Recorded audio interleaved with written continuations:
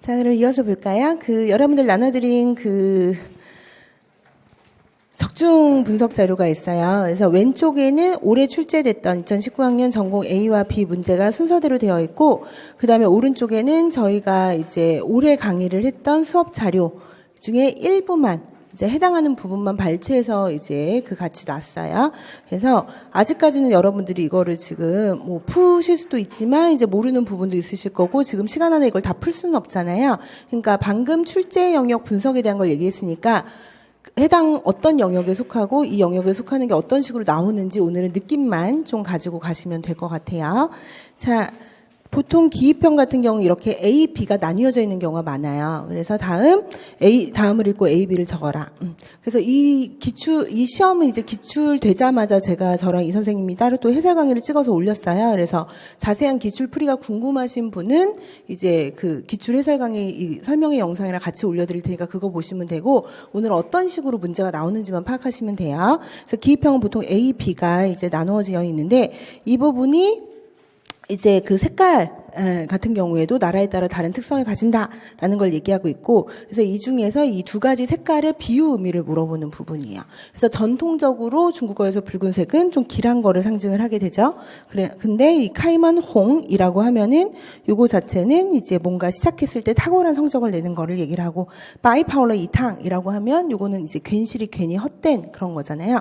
그래서 바이 같은 경우에는 이제 그냥 공짜로 거저 괜히 이런 의미를 가지고 있다 해서 이 바이와 그 다음에 홍의 색깔 의미를 물어보는 건데, 이게 어학개론으로 치면은 아까 했었던 어휘 중에서 이제 조어 및 어휘 책이라고 했지만, 제가 요즘은 사이가 많이 나온다고 그랬잖아요. 단어의 의미, 그 중에서도 비유 의미를 묻는 게 출제가 된 거라고 보시면 되겠어요. 비유 의미가 묻는 게 출제가 된 거고, 그 다음에 얘를 교과교육학이랑 연계를 시키게 되면은 언어 문화 이해를 통한 교수법, 문화지도 부분으로도 넣으실 수 있어요. 그래서 요거는 문화지도라고도 이제 보실 수 있고, 그래서 저희 자료를 보시게 되면은 총 이런 색깔의 상징 의미에 대해서 4번을 다뤘는데, 그 중에 여기에 게재가 된 거는 밑줄 친 부분이 이제 해당하는 문제라고 보시면 되겠어요. 그래서 오른쪽은 따로 해설할 시간이 없어서 그냥 답을 다 넣어가지고 드렸으니까 한번 보시면 돼요. 그래서 여기 A 같은 경우에는 이 색깔이 가지고 있는 고유의 상징 의미, B 같은 경우에는 얘가 주로 쓰이게 되는 현대 한어의 관용구 해가지고 해당 색깔을 맞춰서 넣는 이런 형태의 문제였고요. 그 다음에 두 번째 문제 보시게 되면 마찬가지로 A, B가 분류가 되어 있죠. 그래서 요거 같은 경우에는 성모랑 음모가 이제 중국어에서 결합을 해가지고 음절을 만들어내는데, 모든 성모와 모든 음모가 다 결합할 수 있는 것은 아니다. 그리고 여기에 한어병음 방안까지, 정시에까지 결합을 해서, 예를 들면은 위에는 두 점을 생략하지 않는데, 시 뒤에 오는 위는 왜 생략을 해서 쥐취쉬인데 이거 주추슈라고 읽지 않느냐, 요거에 대한 문제인 거죠. 그렇죠? 그래서 러 같은 경우에, 얘 같은 경우에는 우랑도 결합하고 위랑도 결합하는데 이 우를 학고라고 하고 위를 철고라고 해요. 그래서 둘 다 결합하니까 두 점을 생략하면 헷갈리지만, 지치씨는 위랑만 결합을 하니까 우랑 결합 안 하고 어차피 생략을 해도 이제 혼돈되지 않는다가 이 문제의 시험 포인트예요. 그러니까 이거는 아까 중국 어학개론 중에서 음성 파트 중에서도 중국어의 음운체계, 그중에 음절의 성운 결합 규칙에서 출제가 된 거라고 보시면 되겠어요. 근데 이 문제를 저희는 무려 6번이나 다뤘어요. 그러니까 이거 진짜 지겹게 되게 많이 했던 그런 문제인 거죠. 여기에 있는 포인트가 그대로 여기에서 이제 출제가 된 거다, 이렇게 보시면 되겠어요. 그리고 3번은 한문강독 부분이라서 이주원 선생님이 조금 있다가 이제 언급을 해주실 거고, 이것도 청출어람에서 이제 위가 쓰이는 어떤 의미를 현단어로 분석하는 거죠. 이것도 보시면 되겠고, 그 다음에 이거는 영역 분석만 하면 얘가 이제 한문강독에 해당하는 거예요. 이게 발췌된 그런 원문 자체가, 여기서 말하는 한문은 옛날 중국 고대의 산문 얘기하는 거예요. 그래서 중국 고대 문학 작품에서 출제가 되었기 때문에 이 한문에 대한 이해도를 물어보는 거라고 보시면 되겠고, 특히 이 한문은 고대 중국어를 현대 한어로 번역하는 이런 류의 문제가 주로 출제가 돼요. 백화문 번역으로 하는. 그래서 문장 전체를 번역시킬 수도 있고, 이런 기입형은 하나의 어휘의 뜻을 적게 할 수도 있고, 거기에서 출제된 거라고 보시면 되겠고, 그 다음에 4번 문제 같은 경우에는 A에서 츠이 제가 아까 어휘 파트에서 계속 지의가 중요하다고 말씀드렸잖아요. 그래서 지의가 고대 한어에서도 쓰이는 한자가 있는데 이게 현대 한어에도 똑같이 쓰여요. 그런데 고대 한어랑 완전히 의미가 똑같냐? 그렇지가 않다는 거죠. 어떤 것은 뜻이 더 넓어지기도 하고 이런 걸 확대라고 하고 뜻이 더 좁아지기도 하고 이런 걸 축소라고 하죠. 그리고 뜻이 변하기도 해요. 이런 걸 전이라고 하는 거예요. 그렇게 축소, 확대, 전이에 대한 설명을 주고 이 한자가 각각 이제 어디에 속하는지 이거 설명을 하고 있는 거죠. 그래서 와 같은 경우에는 지금 옛날에는 원래 뜻이 뭐였는데 지금은 뭐다. 즈도 옛날에 뜻이 뭐였는데 지금 뭐다. 이런 식으로 지금 설명을 주고 있는 거죠. 그렇죠? 그래서 원래는 이제 뭐 그런 흙 같은 거 이런 걸로 만든 이제 그 도자기 같은 거였는데 현재는 기와라는 뜻으로 쓰인다. 이런 거고. 얘는 아들과 딸의 합치행이었는데 지금은 아들로만 쓰인다. 그럼 얘는 의미가 축소된 거겠죠? 근데 얘는 원래 치웨이만을 상징을 했는데 현재 거기 냄새가 이제 고약하다라는 것으로 쓰이고 시향과 반의 관계다라고 하니까 이거는 초가 되는 거죠. 그래서 얘 같은 경우에 원래 쓰였던 그런 그 의미에서 치웨이라는 전체 의미에서 치웨이 난원으로 좁아졌다고 봐서 얘는 수어시아어가 돼요. 그래서 얘를 채우고 얘의 어휘 유형을 귀납하는 문제가 출제가 됐었고 저희도 이거 되게 엄청 많이 했었는데 마침 마지막 모의고사에서 이거를 했었는데 나왔었어요. 그러니까 마지막 모의고사에서도 비슷한 유형으로 이 4개의 그 분류된 단어를 주고 여기에 해당하는 단어를 귀납하는 문제였는데 여기 제조된 거는 이제 가장 유사 형태로 나온 거를 이제 넣다 보니까 3개월 모의고사 문제를 냈는데 이것도 마찬가지로 지혜 쿠어타와 수어시아에 대한 개념을 주고 여기에 있는 단어들을 각각에 해당하는 걸로 이제 A, B를 찾는 이런 문제가. 그래서 치즈는 원래 치즈와 얼즈였는데 치즈가 됐다. 뭐 이런 것들. 그 다음에 이제 5번 문제 같은 경우에 그래서 얘는 중국 어학개론에서 어휘 중에서 어휘의 발전변에서 사이의 연변에 이제 속하는 그런 문제가 되겠어요. 그다음에 5번 문제를 보시면 이거는 현대문학사에 속하는 건데요. 왕몽이라는 작가의 소설의 특징을 보게 되면 그 반사문학에서 시대사조로 보게 되면은 문화대혁명이 끝나고 문화대혁명이 발생할 수밖에 없었던 그런 그 역사적인 원인을 찾는 이런 소설을 반사문학이라고 하는데 반사문학의 대표적인 작가예요. 근데 그러면서도 그의 소설 기법을 보게 되면 논리적 전개, 시간의 흐름이나 장소의 변화에 따라서 이제 그 서술을 하는 게 아니라 내가 생각이, 내 안에 내면의 생각이 미치는 대로, 내 의식이 닿는 대로 소설을 창작한다 해서 이런 거를 의식류 소설이라고 하는데 의식류 기법을 이용을 하였고 그 대표적인 작품 중에 하나가 여기 비번에 후디에 주인공이 나와 있다. 저기 줄거리가 나와 있죠. 그래서 이 부분 같은 경우에는 이제 이주원 선생님이 또 이제 설명을 해 주실 거고요. 그래서 요런 게 현대 문학사 내에 현대 중국 각 문학 장르의 변천 과정에 대한 이해, 소설 그 문학 형식에 대한 이해도를 물어보는 문제라고 보시면 되겠고요. 그래서 현대 문학사는 대부분 작품명이나 작가명 혹은 그 작가의 사조를 물어보는 이런 문제가 많이 출제가 된다. 그 다음에 이제 6번 같은 경우에는 여기서 보면 미펑给花园里增添了生气 할 때 이生气는 음성은 똑같지만 전혀 다른 두 개의 뜻을 가지고 있어요. 하나는 생기 발랄하다 할 때 생기, 하나는 성치, 화내다의 성치. 그럼 이거는 발음도 똑같고 음성도 똑같지만 동음의 관계를 가진 전혀 다른 단어라고 봐야 돼요. 그래서 요거 때문에 지금 밑에 의사소통이 안 된 거잖아요. 그래서 이 성치에 대한 분석, 이거는 동음사에 대한 분석이고, 그 다음에 여기에서 그 누팡이라고 했을 때 이 누팡 자체가 시엔화가 누팡, 화가 나서 피었다라고 했는데 여기서는 이제 되게 흐드러지게 피었다 이렇게 되는 거니까 얘는 이제 또 다이의 관계로 봐서 우리가 동음사와 다이사를 구별한다라는 이 영역으로 제가 넣었는데 이거는 어휘 파트에서도 출제가 된 거예요. 그러니까 우리가 아까 음성에서 하나 나오고 나머지는 지금 계속 다 어휘 파트에서 출제가 되고 있고요. 특히 이런 동음사의 구별 같은 경우에는 또 중고 시험에서 되게 많이 나오는 거예요. 그래서 사실은 여기서 되게 많이 다룬 게 여기서 다른 게 다 동음사랑 이런 다이사를 구별하는 건데 성치랑 누팡라는 단어 자체가 나온 건 아니지만 이제 비슷한 유형으로 이런 것들을 이제 분석하는 문제가 계속 동음사에 대한 분석. 제가 냈던 건 성위와 성위였어요. 그러니까 이거는 이형 동음이 되겠죠. 그래서 들었을 땐 똑같이 성위로 들리니까 마찬가지로 오해를 불러일으키는 원인을 분석하는 이런 유형이 적중한 거죠. 이거는. 그 다음에 7번 같은 경우에도 또 어학개론 문제예요. 그래서 어학개론에서 즈이 중요하다고 제가 말씀드렸는데 이번에는 즈이의 중에서도 이제 인션이에 해당하는 것과 또 아까 기본어휘, 상용어휘 이런 거 파트 중요하다고 그랬잖아요. 그래서 관용적으로 많이 쓰이는 성어를 지금 같이 연결을 한 거예요. 특히 인간의 신체 부위와 관련된 그 성어 그리고 오웨이 예, 그래서 뭐 그 디엔시엔 쿨라 뭐 이런 거 있죠. 맛과 관련된 성어 해가지고 여기서는 신흔 쇼라라고 해서 이제 되게 마음을 독하게 먹고 사람들에게 악랄한 수를 쓰는 거죠. 그리고 구진깔라이 고진감래 고생 끝에 그 낙이 온다 해가지고 구간이라는 이제 맛이 포함된 그래서 이런 유형도 지금 한 3년 연속 계속 나오고 있어요.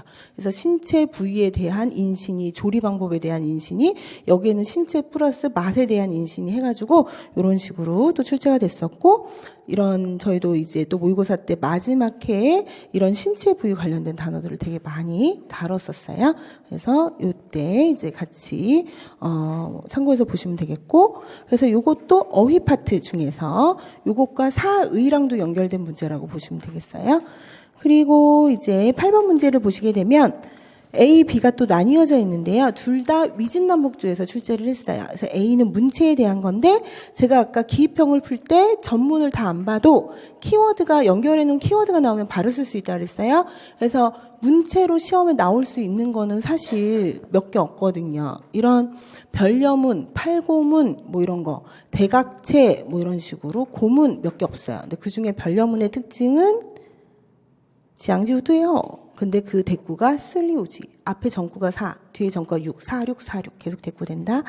근데 이 별여문이라는 명칭의 특징은 뭐냐면 두 마리의 말이 어깨를 나란히 한다. 라는 거예요. 그래서 비엔이라는 글자는 꼭 들어가야 되고 비엔티 아니면은 비엔리원 되는 거예요. 그래서 이것을 가리켜서 우리가 이제 지어주어 비엔원, 뭐 비엔티원, 비엔리원, 비엔어원 이런 게 다 동일 명칭이 되겠어요. 그래서 이것만 봐도 알 수 있고 다음에 B번 같은 경우에 소설의 특징인데 여기서 보게 되면은 작가가 일단 소설은 중요하겠죠. 그래서 유희경이 지었다. 지인 소설의 대표작이다. 우리가 거의 그 지인 소설의 대표작으로는 거의 이 세설신호밖에 배우지 않아요. 위진 남북조 시대 때. 그러니까 이거는 거의 이제 주문제죠. 또 기출도 됐었던 거고. 별여문도 2번 기출됐었고 세설신호도 한 번 나왔었던 문제예요. 기출이 재순환돼서 나온 문제이고 그래서 요거 같은 경우에는 이렇게 기입형은 키워드만 연결해서 바로 그냥 답을 적으시면 되고 착별자가 안 나오도록 유의하시는 게 중요하다. 그럼 이건 아까 그 문학개론, 고대 문학개론 중에서 체제 및 문학적 특성에서 이제 비행원에 대한 거, 대표 작가 및 작품에 대한 이해에서 세설신호가 출제된 거라고 보시면 되겠어요. 그래서 우리도 이제 여러 차례 다뤘는데 이 별여문에 대해서는 이렇게 2번 그대로 이제 다루었었고 그 다음에 이제 그 세설신호에 대한 것도 이렇게 이제 다룬 바가 있죠. 그래서 지인 소설과 세설신호를 적는 문제를 출제한 바가 있다는 거의 내용이 이제 동일하고 그 다음에 9번 문제를 보시게 되면 아까 교과 교육학 내에서 언어 지식을 이용한 그 지도법이 있었잖아요. 그래서 거기에 다시 언어 지식에는 통론, 음성, 어휘, 문자 뭐 이런 것들 들어간다라고 말씀을 드렸죠. 근데 그 중에서 어휘 지도 대부분의 어휘 지도는 뭐겠어요? 그 단어를 풀이하고 그 어휘를 기억할 수 있도록 하는 지도잖아요. 근데 그 어휘의 지도 방식에 다음과 같은 4가지의 대표적인 게 있다는 거예요. 중국어는 대부분 어소 플러스 어소로 구성된 복합사가 많으니까 그 하나하나의 어소의 근거에서 전체의 의미를 유추하도록 한다. 이게 어소 분석법이라고 해서 건지, 위수, 투이처치 어소의 근거에서 단어의 의미를 유추한다라는 방법에 해당하는 거고요. 이게 저희에서도 많이 다뤘는데 그 중에서 거의 이제 동일하죠, 지문이. 그러니까 이게 이제 뭐 예를 들어서 부조항 TN이다. 그럼 TN의 어소의 의미를 유추해서 전체를 맞추도록 하는 거. 그리고 이제 일부 어소 같은 경우에는 비아오인의 방식으로. 그래서 이제 동작기의 방식으로 그 의미를 이제 설명한다. 그래서 보통은 동작을 나타내는 동사라든가 뭐 이런 것들이 더 쉽겠죠. 그래서 이것도 여기 보면 거의 대동소이한 설명이 나와 있고, 그다음에 10번 같은 경우에는 우리가 이제 그 상하이 개념에 대한 거죠. 그래서 과일, 쉐이고 밑에 빙고, 샹자오, 부타와 같은 이제 아래 하부에 하위사들이 온다라는 개념. 이거는 어휘장의 상하이 개념을 묻는 거고, D번 같은 경우에는 레이츠라고 해가지고 우리가 동일 부류에 속하는 거. 예를 들면 슈에고 종류로는 이 안에 빙고, 샹자오, 부타오 얘네들의 공통점은 슈에고 이렇게 엮는 거죠. 이거는 레이 관계를 따지는 거예요. 그래서 이 C, D를 함정으로 오문 설계를 한 건데 이 B, C가 각각 어디에 해당하는지 봐야 되는 거잖아요. 그래서 아까 신腾, 신지, 미엔쇼는 이 하나하나의 어수의 의미에 근거해서 마음이 아프다, 성격이 급하다, 얼굴이 낯익다 했으니까 이거는 이제 A에 속하는 방식이 되겠고 근데 얘 같은 경우에는 지금 C도 맞는 것 같고 D도 맞는 것 같아요. 그렇죠? 그래서 이 디엔치 밑에 뭐 그 디엔샨도 있고 빙꼬이도 있고 샹도 있고 그래서 모든 이런 전자제품 밑에 이제 뭐 선풍기 그다음에 뭐 냉장고 그다음에 뭐 이런 그 뭐죠 오븐 이런 거 있는 거잖아요. 근데 이렇게 보면 C번이 맞는 것 같은데 여기서 보면은 샹츠 자체가 디엔샨 그다음에 빙꼬이 그리고 가오시앙이라고 돼 있어요. 근데 여기서 설명해 보면 종쉐성 쉐고하다 이미 배운 단어를 가지고 인다오 쉐고 한다라고 되어 있기 때문에 이건 이미 배운 단어가 아니라 새 단어잖아요. 그러니까 이 세 단어를 주고 얘기의 공통점인 쉐고를 귀납한 D번이 더 적절한 설명이 되겠다. 그래서 얘의 답은 D가 되겠어요. 그래서 이런 식으로 하고 이건 서술형 문제였기 때문에 이에 대한 부연 설명을 여기 밑에 적어주셔야 돼요. 그럼 얘는 아까 얘기했던 교과 교육학 내에 언어 지식 지도법, 어휘 지도와 그 다음에 어휘장 내의 상하이 관계와 유의사를 이용한 교과 내용학 부분에 어학을 같이 낸 이런 형태의 문제로 보겠어요. 근데 실제로는 이거는 이제 어휘 지도라고 해서 교과 교육학으로 들어가는 문제예요. 그래서 이렇게 보시면 되겠고 그 다음에 현대문학 부분에서 중국 현대의 시대사조 및 문학사조의 연관성 다루는 부분 보시게 되면 여기서는 그 호적의 팔불주의는 시험에 기존에 2번이나 나왔는데 지금 3번째 나오는 거예요. 근데 여기서 첫 번째 구절 쉬 옌지요 비 보비 수주 수위를 해석하고 그다음에 C, D에 해당하는 단어를 넣어라. 그러니까 이거는 사실상 기입형이고 그다음에 요거는 서술형 이렇게 쪼개져 있는 게 되겠죠. 그래서 요거 자체는 정말 진독수의 3대주의도 시험에 한번 출제가 됐었고 2번 출제가 됐군요. 호적도 그렇고 둘 다 기출됐던 게 또 나왔어요. 그러니까 올해 문학 문제는 새로운 게 별로 없고 기출됐던 것들이 이제 또 나왔다고 보시면 되겠고 이거는 현대문학의 사조에 대한 문제라고 보시면 되겠고 저희도 이제 4번 정도 다루었는데 그중에서 이 문제를 보게 되면 쉬, 옌지, 요우 해서 여기에 대한 해석이 나와 있고, 그 다음에 부비, 수주, 스위라고 해서 이것에 대한 해석이 나와 있죠. 그럼 여기서는 이걸 서술형으로 했으니까 이거에 대한 답을 그대로 쓰시면 되는 문제였고, 그 다음에 산타 주의에서 시에시 원슈, 셔회 원슈, 이거 채우는 기입형 문제를 저도 냈었어요. 그러니까 이거 그대로 여기 쓰시면 되는. 예. 그 다음에 11번 문제 같은 경우에는 A에서 다루고 있는 것이 그 언어의 형태에 대한 건데요. 현대 언어의 특징 중에 하나가 고리버라는 게 있어요.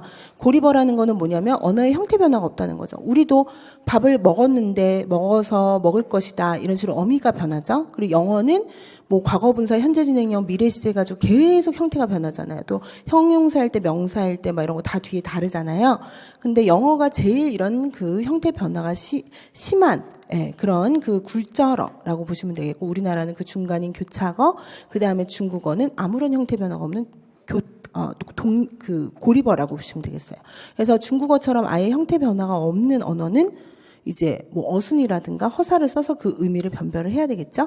근데 그러다 보니까 형태 변화가 없다 보니까 여러 가지 중국어의 특징이 나타나게 되는데 제가 이거 수업 시간에 엄청 많이 강조했던 거거든요. 이 겸유 현상하고 이 다기능성하고 헷갈리면 안 된다고. 예를 들면 페어리앙 같은 경우에는 타시환 페어리앙. 그러면 얘 같은 경우 문장 성분은 뭐예요? 시환이 수로성 성분을 목적어로 가지고 올 수 있어서 이 그 페어리앙 자체는 원래 페어리앙 예쁘다 형용사는 수로나 이런 것들은 될 수 있지만 관용어 될 수 있지만 문장 내에서 목적어는 될 수 없거든요. 근데 시환 자체가 수로성을 목적어로 가지고 올 수 있어서 얘는 품사의 변화가 없이 목적어가 되는 거거든요. 그럼 얘는 품사가 일단 형용사 그대로예요. 이후很漂亮 이거 수로로 쓰였는데 형용사 그대로예요. 그리고 我要买一件漂亮的衣服 이것도 관용어로 쓰였는데 형용사 그대로예요.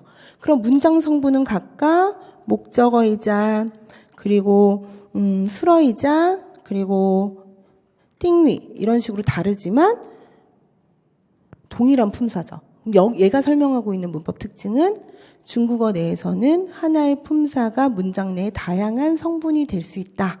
이거이고. 근데 위에도 지금 구조는 비슷한 것 같은데 마판일라라고 한 순간 이 마판은 목적어를 가져버렸어요. 근데 중국어에서 유일하게 목적어를 가지고 올 수 있는 품사는 동사밖에 없어요. 그럼 얘는 동사가 돼버렸어요. 그리고 这个问题很麻烦 헌의 수식을 받았어요. 동사는 헌의 수식을 받을 수 없어요. 일부 심리동사를 제외하고. 그럼 매우 성가시게 되었다. 그러면 정도부사의 수식을 받고 수로가 될 수 있는 건 형용사밖에 없어요. 그리고 给你添了不少麻烦 添麻烦 관형어의 수식을 받으면서 tn의 목적어가 될 수 있는 거는 명사밖에 없어요. 그럼 얘는 동일한 단어가 여러 개의 품사를 가지는 겸유 현상으로 이해를 하셔야 된다. 그럼 위에 거는 겸유사임에도 불구하고 품사가 변할 때마다 형태 변화가 있어요, 없어요? 영어라면은 뭐 예를 들어 그 명사형이면 뭐 ISM을 붙인다던가 그다음에 이게 형용사면 뭐 ESS를 붙인다던가 이게 형태 변화를 할 텐데 중국어는 품사가 변해도 형태 변화가 없다. 그리고 하나의 품사가 문장 내에서 형태 변화 없이 예를 들면 중국어 같은 경우는 주어 자리에 오거나 수로 자리에 오거나 목적어 자리에 오음에 따라서 형태가 또 변하잖아요. 만약에 수로인데 앞에 또 오는 주어에 따라 s를 붙인다던가 뭐 이런 식으로 다 변하는데 안 변하잖아요. 그래서 얘 둘의 공통적인 특징은 고리버이기 때문에 이런 형태 변화가 없고 근데 얘는 겸유, 얘는 다기능성이다. 이렇게 분석을 하시는 게 중요한 포인트였어요. 그래서 이게 동일한 유형이거든요. 이 B씨가 하나는 겸유, 하나는 다기능성에 대한 예제를 주고 이 둘을 비교 분석하는 문제에서 이렇게 이제 나왔었다. 그래서 얘는 어학 부분에 해당하겠죠. 그래서 중국 어학개론 중에서 그 중국어의 특성에 해당하는 부분이라 통론 부분에 속하고요. 중국어의 특징, 투어 공능싱 젤레이츠 이거를 묻는 문제였다. 그 다음에 12번은 이제 한문강독 문제예요. 그래서 요거 같은 경우 A의 삼하천, 그 다음에 B의 구양수의 작품을 주는데 이런 것도 우리가 이제 비교 독해 혹은 대조 독해라고 이야기를 하는데 올해 그 독해 문제의 특징은 좀 이따 이 선생님께서 얘기해 주시겠지만 고전 문학 작품하고 현대 문학 작품을 비교하는 비교 독해가 많이 나와서 난이도를 되게 어렵게 느꼈어요. 그러니까 여러분이 보통 독해 공부를 하실 때 하나씩 단편적으로 많이 보거든요. 근데 올해 조금 이따 밑에서 나오는 진중서의 웨이청도 그렇고 웨이청이 현대 별칭이 신유리매사예요. 그리고 유리매사랑 같이 비교 독해하는 게 나왔거든요. 그러니까 주제가 동일하고 비교할 수 있는 것들은 고대 현대를 막론하고 두 개씩 지문을 묶어가지고 비교 독해를 하시는 방법으로 공부를 하시는 게. 근데 비교 독해를 하다 보면 그렇게 할 수 있는 지문이 많지가 않거든요. 그러면 공부하는 범위는 훨씬 더 줄어드는 거예요. 그래서 올해 갑자기 이런 형태로 한동안 나오다 안 나왔었거든요. 근데 다시 이런 비교 독해가 나오면서 올해 독해 난이도가 많이 상승한 거예요. 그래서 얘는 한문강독 이 부분에 이제 속하게 되는 것이고요. 예. 이거는 이제 고전 문학끼리의 비교 독해가 되겠고, 제가 아까 이제 조금 이따 밑에서 볼 거는 고대 문학과 현대 문학의 비교 독해가 되겠고, 둘 다 한문강독에 해당하는데 서로 이제 연관성 이 있거나, 그러니까 보통은 서로 주제가 유사하거나 아니면 서로 정반대의 주장을 하는 문장끼리 비교나 대조 독해를 많이 시킨다. 그래서 이거는 이주환 선생님께서 또 해석을 해주실 거고, 그 다음에 13번 문제는 교육학 중에서 문화의 이해를 통한 교수법 이것과 어학개론 파트에서는 허루어가 나왔기 때문에 상용어휘에도 이제 그런 허루어 이런 것들이 또 이제 해당하게 되겠죠. 그래서 여기서 나오는 차호리 주饺子有嘴倒不出来라고 하는 거는 이 주전자에 만두를 삶아요. 그럼 이 주전자 구멍보다 만두가 크니까 따오 출라이 하려고 하더라도 따오 무추 된다는 거예요. 이 따오는 물을 따르다의 따오쇼의 따오와 말하다 할 때 이 따오부 출라이와 해음인 걸 이용을 한 거죠. 그래서 얘는 이미 기출이 한번 됐던 어휘예요. 그리고 저희도 이제 차오리 주饺子有嘴倒不出来 요거 이제 출제한 바가 있고요. 그리고 밑에는 이 광고 이오페이 우환도 기출됐던 광고거든요. 사자성어를 한 글자를 바꿔서 해음 관계를 이용해서 광고 효과를 높이는. 그래서 원래는 준비가 있으면은 우한이 없다. 그래서 이오페이 우한을 이 기름을 항상 채워두면은 우한이 없다. 그럼 이거는 뭐 이런 정유회사 광고겠죠. 그리고 아이뿌 시쇼라고 했는데 원래는 내가 놀 수 없다라고 하는 아이뿌 시쇼잖아요. 너무 좋아서 손에서 놀 수 없다. 근데 이 아이뿌 시쇼로 바꾸면서 내 손에 물 묻힐 일이 없게 되는 거죠. 시지 세탁기 광고가 되는 거예요. 그래서 중국의 해음은 이런 고대 문학 작품부터 여러 가지 특히 이제 구어적으로 많이 쓰는 속담, 뭐 허루어 이런 데뿐만 아니라 여러 가지 일상생활 속의 금기, 그쵸? 우리가 뭐 송종 이런 거 시계 선물 안 하는 거부터 해가지고 이런 금기, 숫자에 뭐 이런 거, 쓰 싫어하고 빠 좋아하는 거 이런 거 다 관련된 거죠. 또 이런 광고어까지 영향을 안 미치는 데가 없는 거죠. 해음도 계속 출제가 되고 있고 저희도 요것과 그다음에 광고에 대한 해음 이거 여러 번 다뤘었어요. 그리고 여기 중에서 이호배의 오하는 이제 기출도 됐었던 그런 거다. 그래서 얘는 교과교육학의 문화 이해와 상용어휘 이 부분이라고 보시면 되겠고 그다음에 14번 문제 같은 경우에는 중국어 문법 내에서 문장 성분 중에 제가 아까 제일 많이 나오는 게 보어라 그랬잖아요. 근데 보어에서 시험이 출제되는 건 대부분은 보어의 위치 문제가 많이 나오는데 문장 성분 간 비교 문제도 많이 나와요. 예를 들면 주어와 목적어를 비교하고 목적어와 보어를 비교하고 뭐 이런 식으로. 근데 보어와 부사어가 문법 단일 항목으로는 시험에 제일 많이 출제됐던 거예요. 동일한 성분이 부사로 쓰였을 때랑 보어로 쓰였을 때 어떤 의미상의 차이가 있는지 문법적인 차이가 있는지. 그래서 얘도 예전에 시험에 기출이 됐던 부분인데 예를 들면은 찐태호어 타이자오치러라고 했을 때 자오 같은 경우에 원래는 자오치 해도 되고 지자오러 해도 되거든요. 부사어도 될 수 있고 보어도 될 수 있고 이런 애들이 몇 개 없어요. 4개밖에 없어요. 자오완 또셔 같은 경우에는 부사어로도 쓰일 수 있고 보어로도 쓰일 수 있는데 부사어로 쓰이든 보어로 쓰이든 의미가 똑같아요. 너무 빨리 했다. 너무 늦게 뭐 했다. 너무 많이 뭐 했다. 이렇게 되는데 용법상 좀 차이가 있어요. 그래서 얘가 만약에 부사어로 쓰이게 되는 순간 앞에 다른 부사의 수식을 못 받아요. 타이자오치는 안 돼요. 자오 자체가 부사니까. 또 다른 부사의 수식을 못 받아요. 그래서 지더 타이자오러 이렇게 해야 되는 것이고요. 그 다음에 또 쿠아이와 자오의 의미를 우리가 많이 혼동해서 쓰죠. 저게 한국어에서. 우리가 빨리 왔다와 이르게 왔다인데 우리는 무조건 빨리 왔다라고 하잖아요. 일찍 왔다랑 빨리 왔다를 우리 많이 혼돈해서 써요. 너 오늘 되게 빨리 왔네? 근데 중국에서 빨리 오는 건 뭐야? 막 빨리 걸어서 와야 되는 거예요. 근데 시간이 이르게 왔다는 일찍 왔다가 되는 거죠. 근데 우리가 그걸 구별 못하다 보니까 따오더 쯔이콰이라고 한 거예요. 근데 여기서는 의미상 보면 뭐예요? 내가 제일 빨리 도착했다니까 시간상 빨리 도착한 거지 내가 빨리 뛰어서 도착한 게 아니잖아요. 그러니까 얘는 따오더 쯔이자오라고 고쳐야 되는 포인트인 거죠. 네. 그래서 이 부사어의 보호 포인트 마찬가지로 보시면 되겠고 그래서 얘는 문장 성분 부분에서 출제가 된 문법 문제라고 보시면 되겠고요. 그래서 올해는 두드러지게 어학 파트에 되게 비중이 되게 높았어요. 작년에는 또 문법이 되게 많이 나왔었는데. 그리고 이제 전공 B를 볼게요. 전공 A는 이렇게 기입형하고 서술형으로만 이제 구성이 되어 있었고요. 그래서 전공 A에 이제 독해도 하나밖에 없고 이러다 보니까 또 여기 있었던 그 전공 A의 문제가 대부분 기출이 되었거나 모의고사 이런 데서 다 다뤘던 것들이거든요. 그러니까 전공 A를 풀 때는 체감 난이도가 굉장히 낮았던 거예요. 그래서 여러분들이 엄청 신나게 풀었는데 이제 전공 B를 이제 받은 순간 이제 많이 이제 당황하신 분이 많았던 거죠. 그래서 1번 같은 경우에는 교육 과정의 의사소통 기본 표현 요거와 그다음에 그 문화의 이해를 통한 교수법에서 완곡적 표현 또 혹은 어학에서 언어 환경 이런 것과 다 연결된 거예요. 동일한 말이라고 하더라도 실제 쓰이는 상황에 따라서 다르게 해석되어질 수 있다는 것을 포인트로 한 문제예요. 근데 원래대로 하면 这部电影我看过2遍 할 때 이 看过 教室里干干净净的 할 때 이런 표현은 원래대로 하면은 这部电影我看过2遍 어디에 있어요? 찡옌에 있죠. 그리고 教室里干干净净的 어디에 있어요? 이거는 문제가 슈어밍을 미아오시에로 고치는 거거든요. 묘사에 있는 표현이에요. 원래는 묘사. 그러면 묘사랑 각각 경험. 원래는 묘사와 경험에 속하는 그런 단어였는데 여기서는 공통적으로 이러한 의미를 나타내는 데가 포인트인 거예요. 그래서 여기서 보면 우리 영화 볼래? 뭐 볼까? 이거 어때? 그랬더니 나 이 영화 벌써 2번이나 봤는데 무슨 얘기예요? 보기 싫다는 거죠. 거절이죠. 그러니까 구조적으로 봤을 땐 칸과리 양비의 경험을 나타내는 것 같지만 실제 이 화자의 의도는 뭐라는 거예요? 거절이다. 그리고 그래? 그러면 뭐 다른 영화 보지 뭐. 그러면서 야 빨리 책가방 챙겨서 나가자 그랬더니 좀만 기다려. 나 칠판 지우개 좀 떨어야 돼. 라고 했더니 야 교실 깨끗한데 왜 여기서 칠판 지우개를 떨어?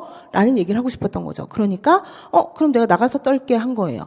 그럼 얘가 그教室里看看静静的呀라고 얘기한 거는 이 깨끗한 교실에서 굳이 이런 의미니까 여기서 하지 마라 라는 거를 지금 나타내는 거죠.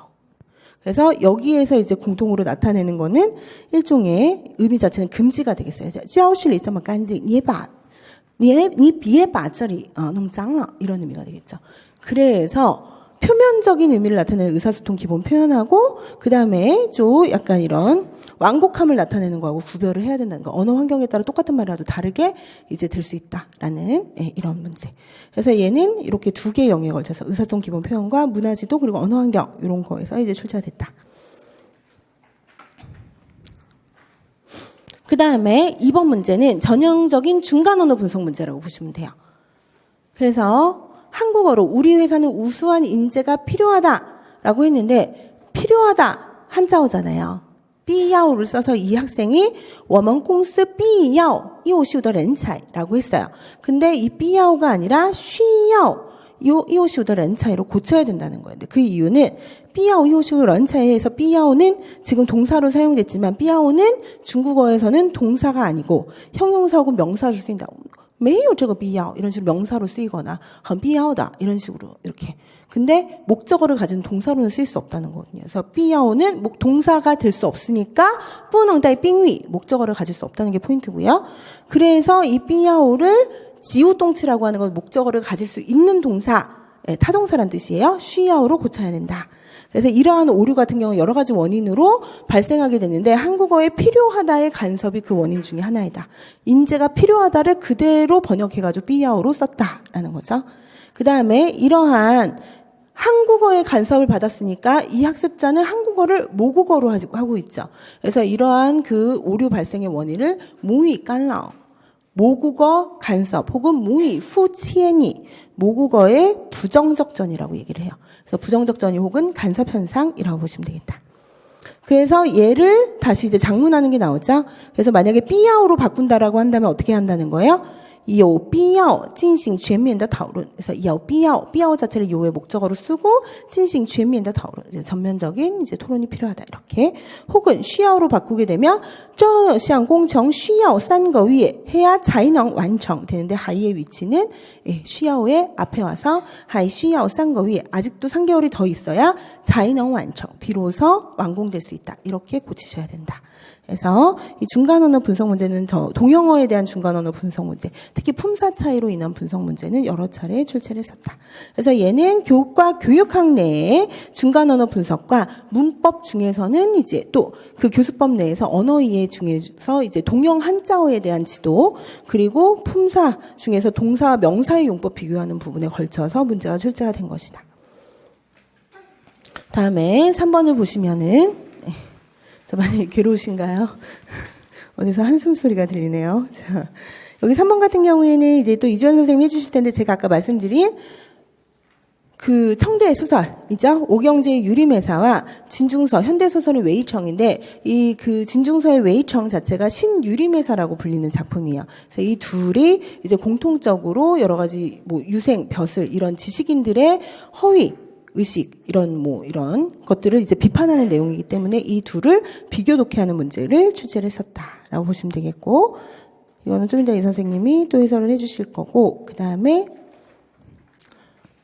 4번 같은 경우 문법 문제인데요. 이게 바지지와 베이지지의 차이점을 이제 그 또 분별을 하면서 또 한편으로는 吃饱了吃完了吸破了洗累了라고 해서 이 결과보어의 지향을 분석해서 이 두 원인을 분석하게끔 돼 있는 문제거든요. 그래서 어휘지향이라는 개념 우리가 나중에 할 텐데, 원래 보어라고 하는 건 동사를 보충해 주는 거니까 이 보어가 무조건 동사를 꾸며준다고 생각을 하지만 사실상 안 그런 경우가 있다는 거예요. 吃饱了하면 吃는 바오할 수 없죠. 얘가 바오한 주체는 뭐예요? 타가 돼야 돼요. 그쵸?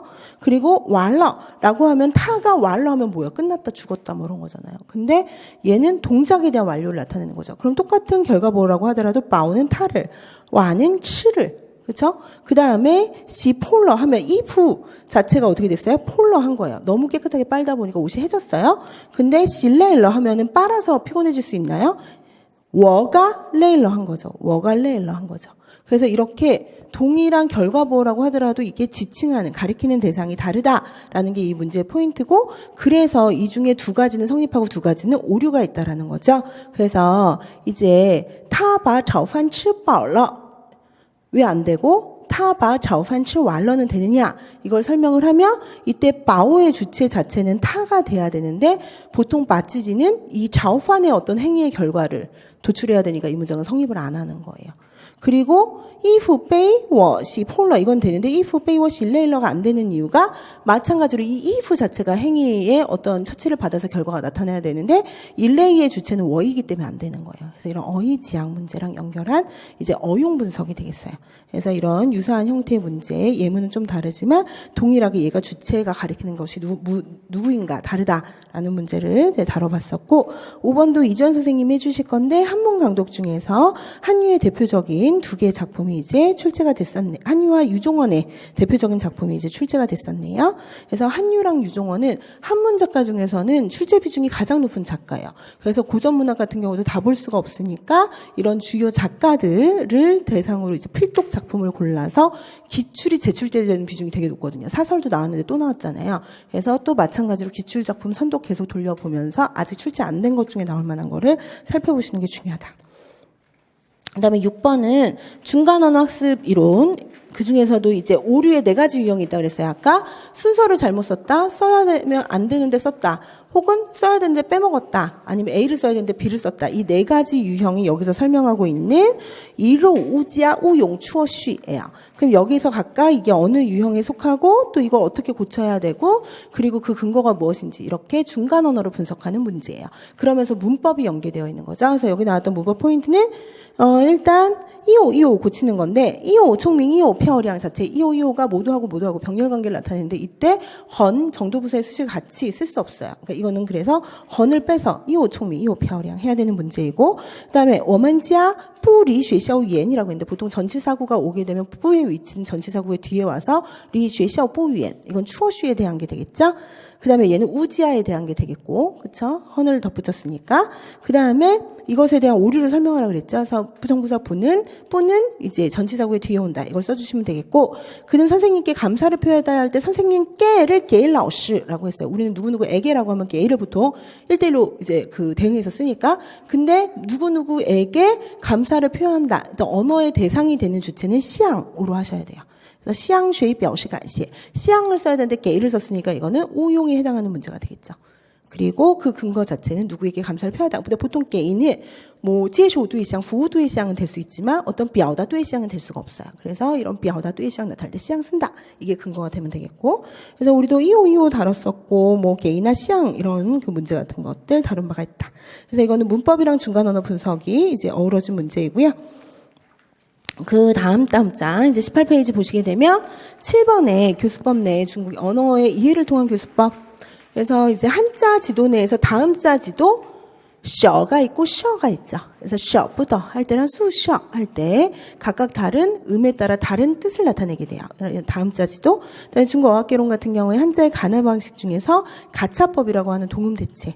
그래서 이 구가 이제 뭐 그 계곡의 곡으로도 쓰이고요, 곡식의 곡으로도 쓰여요. 근데 이렇게 뜻이 달라진 이유가 이런 가차의 방식으로 이제 그 한자를 간화했기 때문에 이런 의미상의 오해가 생기게 된 거죠. 그래서 둘 다 다음 자든 어떤 동음 대체든 뜻이 세 개는 같고 하나는 다르다. 이제 그거를 분석하는 문제인 거예요. 그래서 요거 같은 경우에 세 개 중에 다른 하나 고르고 얘도 세 개 중에 다른 하나를 고르고 그 음성이랑 뜻 분석을 해주시면 되겠어요. 그래서 우리는 이제 이런 유형에다가 이때 그 리스트를 쭉 다음자 리스트를 드렸는데 그때 셔 이제 같이 다룬 바가 있어요. 셔와 셔 두 개의 음이 나온다. 그래서 셔부더와 이제 이부셔 이런 거 수셔 할 때. 그리고 마지막 이제 논술형 8번 문제 같은 경우에는 개정교육과정의 그 말하기 듣기 지도, 그 다음에 교환에 대한 이해, 그리고 문법은 12의문문 뒤에 마 붙일 수 없다라는 어떤 의문문의 그런 그 구조 유형, 이렇게 세 가지가 결합돼서 나온 건데요. 일단 A에서 이 학습 목표 1, 2를 이 학습 내용 요거로 근거해서 작성을 해주셔야 되고, 그쵸? 그리고 B에서 이 A에 들어갈 말, 这是什么嘛? 이게 안 되는 이유는 什么가 이미 表示疑问 하고 있기 때문에 또 表示疑问하는 말을 붙일 수 없다. 이게 근거가 돼야 되겠죠? 이게 12의문문의 위파디엔인 거고, 그래서 그리고 또 이제 마지막 문제가, 그래서 여기에서 사용한 교학 방법이 이게 C가 개정교육과정 해설서에 있는 내용이거든요. 이 중에 뭐에 해당하는지를 써라라는 거죠. 그래서 A의 근거에서 두 개의 학습 목표를 쓰되 얘를 지엔옌으로 넣고, 그 다음에 C 중에서 A, B에서 사용한 그 교학 방법을 사용을 한 다음에 이게 어떻게 교학상에서 녹여냈는지를 써라. 그리고 A를 가이정하고 B 그 원인을 적어라. 이렇게 문법이죠. 목표 2점. 그리고 여기에서 이 중간에 한 또 8점 정도 되겠네요. 7점 혹은 8점 정도 되겠네요. 저 6점이 되겠네요. 6점. 그래서 하나당 이거 방법 찾고 뒤에 서술하는 이런 문제 같은 것들 배점을 나눠서 했었겠죠. 그래서 여기서 이제 이 형태대로 아마 됐을 것이고, 제가 학습 목표 점수를 3점으로 잡았네요.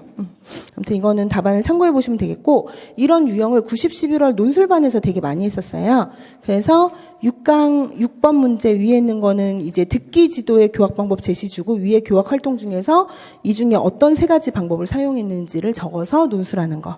그 다음에 그 뒤에 있는 문제는 이 교환을, 이거는 유형이 되게 유사하죠. 또 주고 말하기의 교학 방법을 준 다음에 이 중에 어떤 방식을 사용했는지 세 가지를 또 찾고 그걸 서술하는 이런 유형의 문제.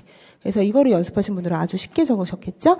그리고 12의문문하고 이제 그 의문문의 구조 유형. 물론 여기서는 하이시 뒤에 말을 붙일 수 없다를 제가 비문으로 설계했지만 마찬가지로 12의문문 저기 12의문문이 아니라 특지문하고 12의문문도 둘 다 의문을 나타내니까 둘 중에 하나만 써야 된다는 포인트가 일치한 거죠. 예. 그래서 요거까지 해가지고 저희가 이제 올해 나왔던 문제를 분석을 해봤죠. 그래서 이 출제 영역 분석표를 마지막으로 보시게 되면, 아까 제가 그 말씀드린 그 영역대로 다시 여기에다가 분석을 해본 거예요. 그래서 어학개론, 뭐 한문강도 이런 식으로 이렇게 쭉 색깔별로 제가, 근데 여러분은 색깔 표시가 지금 안 보이실 테니까. 그래서 이거는 뭐냐면 배점이 몇 점이고, 그러면 전체 출제 비중이 몇 프로고, 근데 이 중에서 커트라인에 계신 분은 몇 점을 받을 것 같고, 그 다음에 이제 그 커트라인하고 최고점은 다르다 그랬잖아요. 그래서 일반적으로 컷에 있는 분은 이 정도, 그러니까 이 정도 맞춰서 이 정도에서 컷이 형성될 것 같다라는 게 이 점수인 거고, 그 다음에 이거를 실수 없이 다 푸셨었고 마셨었던 제일 최고점자는 이 정도일 것 같다라고 나름대로 유출한 거고, 이 중에서 이제 제가 아까도 계속 이 부분 기출됐었죠로 말씀드렸잖아요. 그래서 기출된 그런 그 점수 문항을 이제 제가 다 계산을 해서, 이거는 이제 나중에 자세히 보시고, 이렇게 쭉 이제 계산을 해본 결과, 지금 보니까 저는 이제 전공 점수만, 교육학을 빼고 전공 점수만 한 53점을 커트라인이라고 생각을 했죠. 그러니까 교육학이 올해 되게 어려웠어서 한 13점에서 15점 정도 이제 예측이 된다고 하더라고요. 그러면은 이제 커트라인 자체가 이제 65에서 한 67? 그러니까 예년이랑 비슷한 거죠. 그러니까 올해 체감 난이도가 확 낮아져가지고서는 시험 점수가 빵 오르는 거 아니냐 했는데, 실제로 실수하신 분도 되게 많고 문제가 그렇게 쉽지만은 않았어요. 까다로운 요소도 많았고, 그러니까 쉬운 건 아예 쉽지만 준 거는 그렇지 않은 부분도 많았기 때문에, 그래서 최고점과 차이가 되게 많이 나죠. 그러니까 정말 이제 실수 안 하고 쭉 푸신 분은 이 점수도 받을 수 있겠지만, 아무튼 커트라인은 이 정도일 것이다라고 예측을 했던 거고, 지금 보면은 80점 중에서 33점 정도가 기출이 됐던 문항이 거의 그대로 나왔던 거예요. 그러면 특히 이론 같은 경우에는 이 비중이 이제 이론에서 기출이 더 많이 됐었거든요. 그러면 이 비중을 따지면 이론 같은 경우에는 만약에 독해랑 비중을 빼면 한 60점 정도 만약에 이론에서 나온다.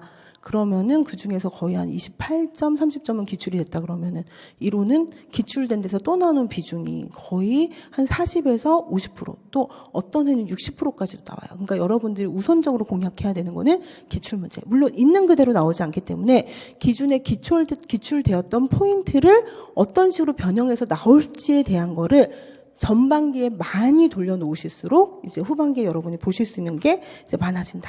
그래서 올해 같은 경우 교육학이 총 30% 출제가 됐는데 이런 문제가 다 이제 포함이 돼 있는 거잖아요. 그래서 어학개론이 22.5, 문법이 22지만 사실 교육학 내에 어학개론이 포함된 문제가 되게 많아서 실제적으로 올해는 이 어학개론 문제의 비중이 제일 높았어요. 그리고 문학은 고대문학, 현대문학 합쳐서 10% 정도. 그 다음에 그리고 이제 독해가 한 17.5% 해가지고 전체 이렇게 100%로. 그래서 나머지는 읽어보시면 되고, 이제 마지막으로 올해 공부 방법에 대해서만 좀 말씀드리고 마치도록 하겠습니다. 자, 그러면 여러분들한테 제가 이제 그 4가지 포인트를 말씀을 드리고 싶은데요. 여러분이 요즘 뭐 이런 뭐 비싼 이제 뷔페를 갔다라고 치면 여러 가지 스타일이 있잖아요. 그래서 쭉 이제 한 바퀴 일단 돌아본 다음에 이제 내가 먹고 싶은 것만 고르시는 분이 있고, 아니면 눈에 집히는 대로 고르시는 분도 있고, 또 아니면은 옆 사람이 이제 담는 거를 보고 저거 맛있겠구만 이렇게 하고 이제 담으시는 경우도 있고, 그리고 별로 이제 가성비 안 높은 거. 저도 좀 이제 그런 편인데, 항상 가면 왜 그렇게 꼭 김밥, 샐러드 막 이런 거를 집에서도 먹을 수 있는 거를 굳이 비싼 데 가서 딱 이렇게 하는 경우가 있잖아요. 근데 만약에 이게 이제 임용을 준비하는 그런 그거다라고 생각을 한다면, 일단은 뭐를 하셔야 되냐. 시험 항목 리스트를 쭉 파악을 하신 다음에 거기에서 가성비가 높은 거부터 공략을 하셔야 돼요. 그러니까 비싼 거부터. 우리가 특히 해산물 뷔페 가면 대게가 제일 비싸잖아요. 그러면은 대게만 한 10마리 먹어도 본전 뽑는데, 굳이 막 스시 이런 거 먹어서 배 채우면 나중에 대게 먹으러 갈 때 배가 불러서 못 먹잖아요. 그러니까 여러분이 너무 잡다하고 가성비가 낮고 시험에 나오지도 않을 지식으로 머리를 채우면, 저는 그렇지 않다고 믿지만 대부분은 본인의 기억력, 암기력 이런 게 한계가 있다고 생각을 하세요. 근데 미리 쓸데없는 걸로 다 채워놓으면 정작 중요한 게 못 들어온다. 그러니까 항상 제일 중요한 게 무엇인지 파악하고 가성비가 높은 문제. 즉 여러분이 지금은 그게 뭐가 중요한지 판단이 안 되니까 기출 횟수가 가장 높은 걸 우선으로 1, 2월에 보셔라. 그러면 한 번만 나온 것도 있지만 6번, 7번씩 나오는 기출 주제도 있거든요. 그럼 그런 거를 1, 2월에 우선적으로 보셔야 되는 거예요. 그래서 항상 분석하고 전략을 세워라. 제일 최악은 순서대로. 그리고 또 누가 옆에서 이거 중요하대. 그럼 뭐 나도 보고. 이런 거 최악이에요. 그래서 무조건 항상 효율을 생각을 하셔야 된다는 거죠. 자, 그 다음에 이제 음식을 골랐는데, 아까 얘기했듯이 샐러드부터 디저트까지 그냥 일단 다 먹어야 직성이 풀리시는 분이 있고, 그 중에서 가성비가 좋은, 제일 좋은, 비싼 메뉴를 하시는 분이 있고, 늘 습관적으로 나한테 익숙한 걸 고르시는 분이 있어요. 근데 이거는 딱 봐도 뻔하겠죠. 가성비. 늘 먹던 음식에 소신 가는 건 뭐예요? 나한테 익숙하니까 내가 아는 것만 자꾸 보고 모르는 건 계속 미뤄요. 이래도 오래 걸려요. 그리고 처음부터 끝까지 하나도 놓치지 않고 다 하려는 분이 최악이에요. 이러면 진짜 오래 걸려요. 근데 여러분이 웃잖아요? 근데 막상 또 공부로 들어가면 자기가 그렇게 하고 있어요. 근데 이거 고치기가 너무너무 힘들대요. 근데 여러분이 처음부터 이런 습관을 안 버리면, 안 가지면 정말 쉬워져요. 아니, 그러니까 진짜 제가 아까도 말했지만 더 하라는 것도 아니고 조금만 하라는데 그걸 거부할 필요가 있나요? 근데 대신에 그 조금 하는 거를 효과적으로 우선 공략할 것만, 제일 비싼 것만. 그러니까 여러분이 딱 보고 이 문제가 비싼가 안 비싼가 그것만 생각을 하세요. 내 시간을 이만큼 투자해서 공부할 만한 가치가 있나 없나. 얘는 있으면 더 많이 투자해서 더 꼼꼼하게 세밀하게 보는 거고, 얘는 얼마 안 하는 것 같아. 그럼 일단 스킵하는 거예요. 그래서 일단 여러분이 꼭 봐야 되는 거를 전반기에 많이 회독을 해놓을수록 나중에 여유 있게 덜 중요한 거, 싼 애들도 이제 볼 수 있다는 거죠. 그 다음에 선택과 집중입니다. 그래서 항상 다 보려고 하지 말고 제일 중요한 걸 선택하고 거기에 집중한다. 특히 서술형으로 모든 문제가 변환되고 있기 때문에 서술형은 어설프게 알아서는 절대 답을 못 써요. 자, 그 다음에 이제 또 음식을 담을 때 여러 접시에 한꺼번에 다 담아오시는 분이 있고, 아니면 한 번에 조금씩 여러 번 담으시는 분이 있고, 아니면은 그냥 옆 사람 또 떠오면 그냥 그것도 같이 이제 숟가락 얹어서 드시는 분이 있잖아요. 근데 이거는 정리에 대한 문제거든요. 그러니까 정리를 할 때 무조건 한 번에 이만한 양을 다 하시려고 하면은 소화가 안 돼요. 그렇죠? 그래서 무조건 공부의 단위와 양이 작아야 돼요.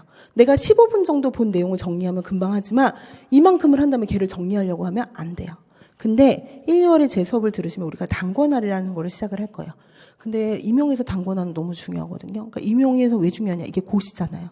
아까도 말했지만 시험 포인트가 사실 여러분 질릴까봐 말을 안 했지만 1000몇백 개가 있어요. 근데 그 중에 23개가 나와요. 그러면은 그 1000몇백 개를 다 볼 수가 없으니까 제가 하는 역할이 그 중에 100개, 150개, 200개, 1, 2, 3순위로 줄여주는 역할을 제가 하는 거예요. 그럼 저를 믿고 그 줄여준 범위만 보셔야 되는데 그거를 초반부터 단권화 해가면서 하나의 포인트당 기출됐던 거 쭉 정리하고 제가 자료 제공하는 거 쭉 정리하면 나중에 그 포인트에 하나의 시험 포인트에 그 해당하는 모든 자료가 한 번에 돼 있어요. 그럼 이것저것 볼 필요가 없이 그것만 보면 되거든요. 나중에는 시간이 엄청 줄어드는데 그걸 처음에 안 하고 밀리시잖아요. 그럼 나중에 이거 봐야 되나 저거 봐야 되나 엄청 우왕좌왕하세요. 근데 단권화를 1, 2월에 하신 분하고 손 놓고 있다가 마지막에 하신 분하고 차이가 엄청나게 많이 나요. 그래서 조금씩 아직 많이 나가지 않을 때 적어도 다 못하겠으면 제일 우선시되는 주제 50개만이라도 이걸 해놓으시면 나중에 엄청나게 효율이 좋다. 그래서 항상 소화시킬 수 있는 양 요거 하시는 게 중요하다는 거고요. 그 다음에 이거는 마인드에 대한 건데요. 일단 뷔페 가면은 이제 시간 제한도 있고 이러니까 일단 먹는 데만 집중하시는 분이 있고 그 와중에도 뭐 담소도 나누고 이제 즐기시는 분도 있고 그리고 또 항상 이제 보면 불평불만이 많으신 분이 있잖아요. 그러면 여러분이 만약에 저희 수업을 택해서 들었어요. 그럼 택하기 전까지는 불만도 있을 수 있고 고민도 많을 수 있고 그래요. 근데 저희 팀 강의뿐만 아니라 어느 강의를 들어도 마찬가지예요. 내가 혼자 독학하기로 했다. 아니면 스터디만 하기로 했다. 학원 수업을 듣기로 했다. 근데 어떤 선택이든 선택을 하셨으면 일단 그 1년을 믿고 가셔야 돼요. 나의 방식을. 근데 그거에 대해서 계속 이렇게 불안해하고 하면 안 하는 이만 못해요. 그리고 그 과정이 독해서는 절대 오래가지 못해요. 독한 거는 제가 봤을 때 길게 봐서 진짜 한 3개월 가면 그분 굉장히 독하신 분이에요. 아무리 독하게 해도 그 오기와 끈기라는 게 한계가 분명히 있어요. 그래서 항상 임용시험을 할 때는 즐거움이 장착이 돼야 오래 가요. 그러니까 저도 이제 입시를 많이 했잖아요. 근데 그 공부 자체가 재밌는 거는 정말 못 따라오더라고요. 근데 대부분 그 재미를 느끼시는 분이 1000명 중에 저는 뭐 한 3명 있을까 말까라고 생각을 해요. 근데 그분은 반드시 붙어요. 그래서 여러분들이 나름대로 내가 이 과목 자체가 재미없으면 그래도 조금이라도 덜 지루한 방식으로 내가 익힐 수 있는 방법을 찾는 데 쓰는 시간을 아까워하지 마세요. 근데 대부분은 내가 이런 공부 방법에 찾아보고 이렇게도 해보고 저렇게도 해보는 그 시간조차 아까워. 그냥 하나라도 더 외워. 이러면서 억지로 하다가 몇 개월 지나면은 와르르 슬럼프고 무너지거든요. 그러니까 특히 1, 2월에는 아직 그래도 여유가 있으니까 기출 주제를 하시면서 어떤 방식이 나한테 맞는 공부 방식이고 어떻게 하면 내가 그래도 조금이라도 더 즐겁게 할 수 있는가 이런 거에 좀 집중을 하셔야 될 것 같아요.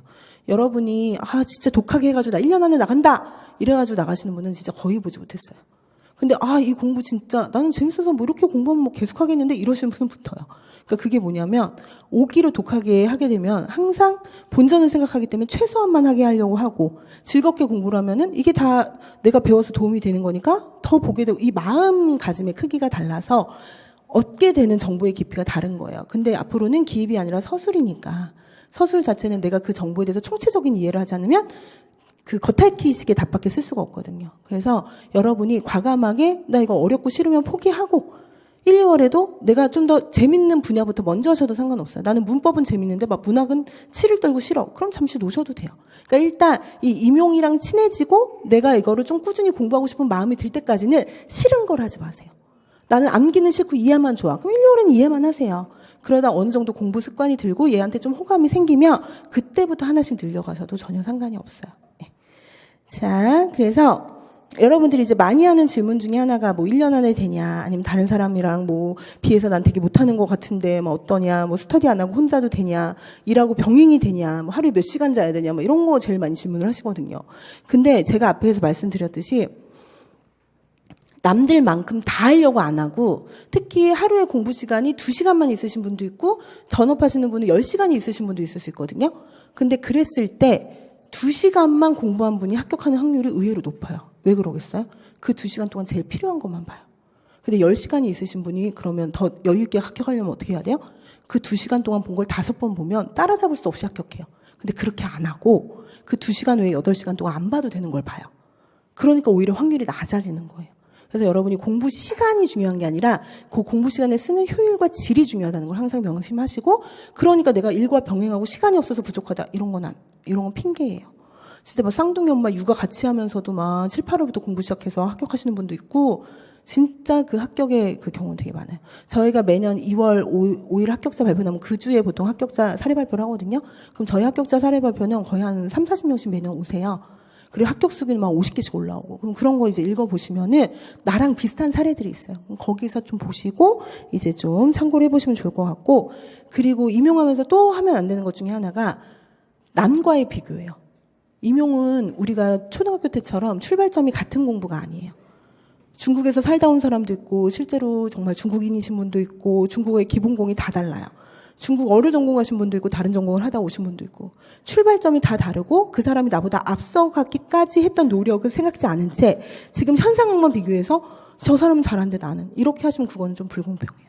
그러니까 내가 그 사람이 들였던 시간보다 더 단축해서 빨리 발전을 할 수는 있어요. 근데 내가 하지도 않고 그 사람을 앞설 수는 없거든요.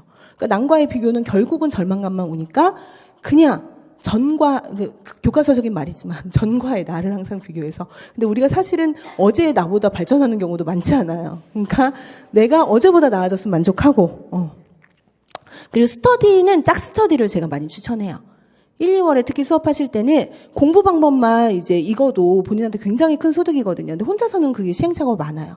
그래서 이왕이면 직강이랑 인강 중에 선택하실 수 있는 분은 1, 2월엔 직강을 좀 나오셔서 짝 스터디도 하고 특히나 저희 1, 2월 강의 때는 4시 반에 모든 수업이 끝나면 6시까지 이주원 선생님이랑 저랑 금토의 푸다오 지도를 할 거예요. 근데 그 푸다오가 대부분은 내용적인 것도 있겠지만 공부 방법 지도를 좀 많이 하려고 그래요. 작년에도 보니까 초수생분들이 공부 방법을 이제 잘 초반에 못 잡아가지고 우왕좌왕하면서 시간을 많이 허송하더라고요.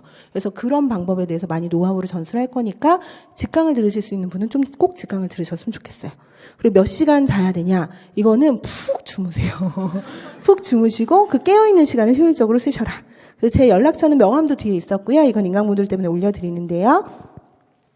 여기 오늘 그 OT가 끝나고 나서 여기에 이제 제 개인 카톡으로 친구 추천한 다음에 친구 추가한 다음에 이제 여러분들 이 내용을 보내주시면은 제가 그 합격 설명의 단체방을 좀 하나 따로 만들게요. 여러분들이 1, 2월 수업 들으시면은 이제 저희 단체방으로 초대를 해드릴 텐데 아직 그 수강 신청을 안 하신 분들 중에서도 오늘 뭐 설명회도 그렇고 여러 가지 궁금하신 게 있을 테니까 저는 이주원 선생님이 이제 그 해주시고 저는 이제 가야 되거든요. 그래서 미처 저한테 질문을 못 하신 궁금한 사항이 있으면 거기서 제가 질문을 받을게요. 그러니까 이거 충분 추천하시고 그리고 이제 보내주시면 되겠습니다. 자, 오늘 긴 시간 수고하셨어요.